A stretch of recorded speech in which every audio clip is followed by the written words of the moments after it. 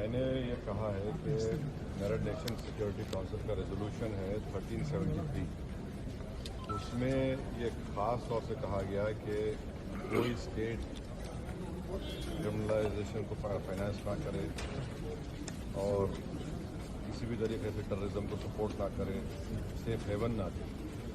तो पाकिस्तान बरसों से इस रेजोल्यूशन 1373 का वायलेशन कर रहा है। दूसरा, अगर आप यूनाइटेड नेशन का आर्टिकल 51 पढ़ेंगे, ये हम किसी स्टेट को दूसरे स्टेट के खिलाफ सेल्फ डिफेंस में एक्शन लेने का इख्तियार देता है और उसमें एक वर्ड है बेलिजेंट रिप्राइजल्स, इसको हम इस्तेमाल करना चाहिए, मैंने कहा। और तीसरा ये कि हमारे संविधान में आर्टिकल 355 है जो ये कहता है कि यूनियन पर एक ड्यूटी है एक्सटर्नल एग्रेशन से स्टेट्स को बचाने के लिए। तो ये तीनों चीज़ें हैं सरकार के सामने और वो जो मुनासिब समझते हैं इन टेररिस्ट ग्रुप के खिलाफ, जिस देश में टेररिस्ट ग्रुप को पनाह दी जा रही है, मदद दी जा रही है, उनको ताकत दी जा रही है, थोड़ा एक्शन ले सकते हैं। चौथी बात यह है कि इंटरनेशनल लॉ इस बात की इजाज़त देता है कि हम नेवल और एयर ब्लॉकेट करें पाकिस्तान के सेल्फ डिफेंस में और सैंक्शंस लगाएं पाकिस्तान के ऊपर, ख़ास तौर से आर्म्स सेल्स में।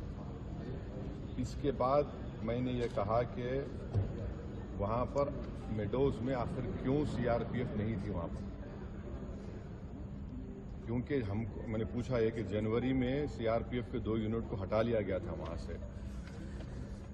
उसी सिलसिले में मैंने ये भी पूछा कि क्विक रिएक्शन टीम को 1 घंटा लगा ऊपर पहुँचने के लिए, जब तक ये पूरे शयातीन, ये तमाम जालिम लोग वहाँ पर मजहब पूछकर गोली मारते रहे।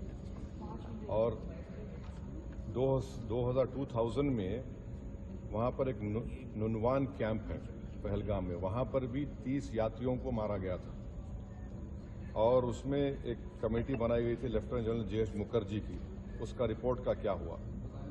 तो ये सब बातें हमने कही हैं और हम उम्मीद करते हैं कि साथ ही साथ मैंने ये भी कहा कि कश्मीरियों के खिलाफ और कश्मीरी स्टूडेंट्स के खिलाफ जो झूठा प्रोपेगेंडा किया जा रहा है वो रुकना चाहिए। और अगर लोग सोशल मीडिया में या टीवी चैनल के कोई एंकर्स हैं, ये भी मैंने कहा, अगर वो हिंदू मुसलमान नफरत में इजाफा करेंगे तो वो लश्कर तैयबा मुस्कुराएगा उनके ऊपर, पाकिस्तान मुस्कुराएगा उनके ऊपर। आप इस तरह से किसी एक समुदाय को जो इस बाइज्जत इस मुल्क के शहरी हैं और मुसलमानों का इससे कोई ताल्लुक है ना कभी रहेगा, यकीनन हम मान रहे कि इन दहशतगर्दों ने किसी का रिलीजन पूछकर उनकी जान ली, वो कंडेमनेबल है, मेरे पास तो अल्फाज भी नहीं है। मगर अगर आप उसके जवाब में अगर यह करेंगे तो फिर हम उन लोगों को ताकत बख्श देंगे जो इन्होंने इस तरह का टेररिज्म किया। अब ये सरकार के ऊपर है और हमने इंडस वाटर ट्रीटी के बारे में कहा कि बहुत अच्छी चीज़ है कि हम नहीं बोल दिए, मगर आप बताइए हम पानी कहाँ रखेंगे? पानी तो फिर रखना पड़ेगा ना आपको।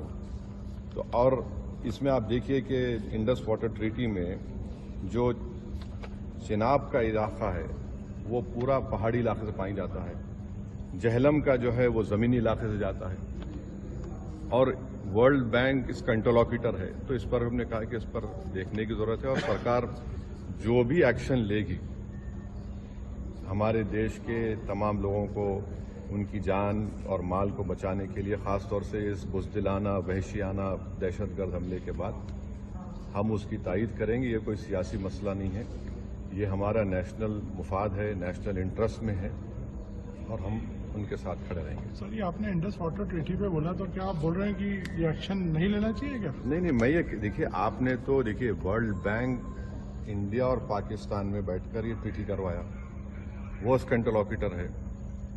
भाई पानी को कहाँ रखेंगे आप?